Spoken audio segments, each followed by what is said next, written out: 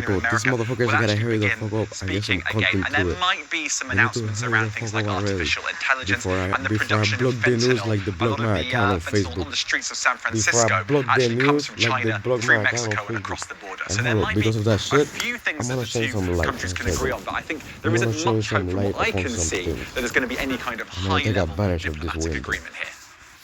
James Clayton there in San Francisco. Well, after months of build-up at lower-level meetings, but disputes rumbling on in the background, this is quite a moment. Katie Russ is Professor and Chair of Economics at the University of California, Davis. She told me there is a lot on the table to discuss. I think we saw the beginning of a thaw with Secretary Yellen's visit to China in July. And hopefully this meeting will build on that. It's 4 hours long as opposed to the last meeting between the two leaders, which was 3 hours long. So all of this bodes well. We heard comments from Joe Biden saying China has real problems. I mean, that feels like it's not off to a great start before they've even sat down. Yes, there's always some posturing, but I think at this point, China's still suffering from a hangover an economic hangover, I should say, after the prolonged lockdowns, and is really looking for ways to stimulate their economy. The U.S. is overheating to some degree. I mean, we actually nearly hit China's own growth target ourselves with 4.9% growth.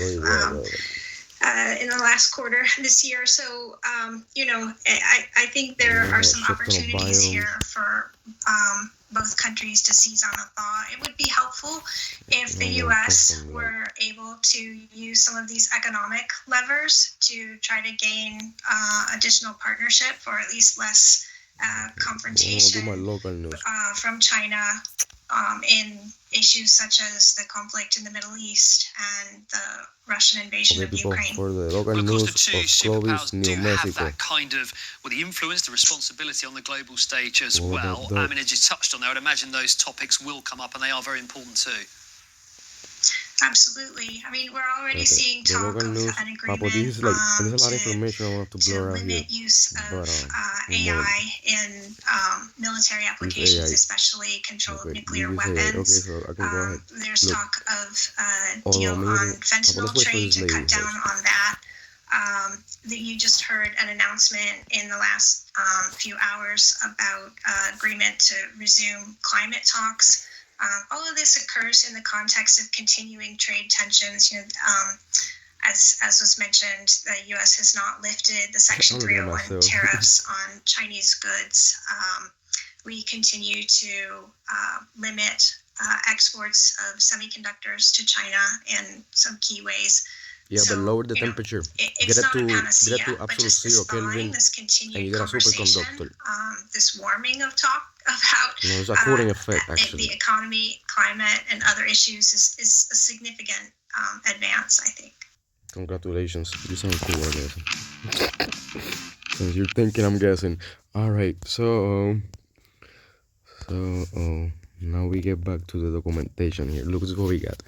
So we got the odometer disclosure statement, and this is for New Mexico. And this is from what year? I'm not sure. This is not from 2012. This better not be old as fuck.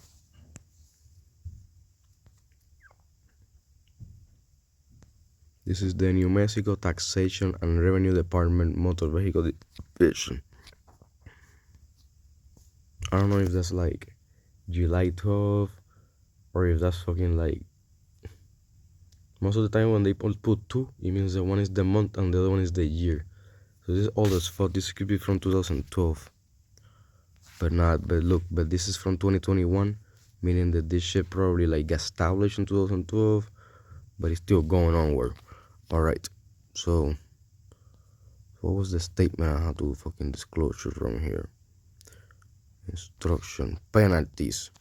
Here we go straight to the penalties. Fuck the whatever the fuck. Penalties. There is a penalty fee for not titling. That's not the point that I'm talking about. There's a penalty. That's not either. There's an excessive tax penalty if the vehicle or vessel is not. Motherfuckers, this is not what I'm thinking. I'm thinking about the exhaustions and the propagation of toxic waste into my atmosphere. That's what I'm thinking about. Look, this has a lot of shit. It's like, I'm not gonna go into all that shit because I ain't no fucking pussy ass lawyer. If I wanted to be a pussy ass lawyer, I would have been a pussy ass lawyer. But I wanna be like my own entity here. And look, regardless, you get fucking fined for the gas that your exhaustion gets emitted. That's why we have the speedometer to keep track of it. But since you're fucking with the cats and shit, the exponential growth is on another rate. And yeah, we fucking with the thing, and yeah, we putting the wrong shit in the engine, and etc, etc. Yeah, we putting your own liquor and shit, peeing on it, etc, etc. Like the gamer movie, and then the waste is even greater, you know, instead of like dissipating less. So we're releasing more heat over there in the other spot, and they say, fuck this shit, nigga, we're gonna get even. We're about to get even in this motherfucker. So China already did their play. They have like patches of desert, patches of tropical. They have like all the biomes up in their little spheres they're about to dome up, and then they're gonna be like, yeah, motherfuckers, figure it out. We're tired of we release a bunch of chemical in the atmosphere. Now we're going on domo, and now nobody's gonna get even on us, but we're gonna be Gucci in the fan club. Look, but you know what I'm saying? I need to censor all this shit out here. Let me hurry the fuck up, cause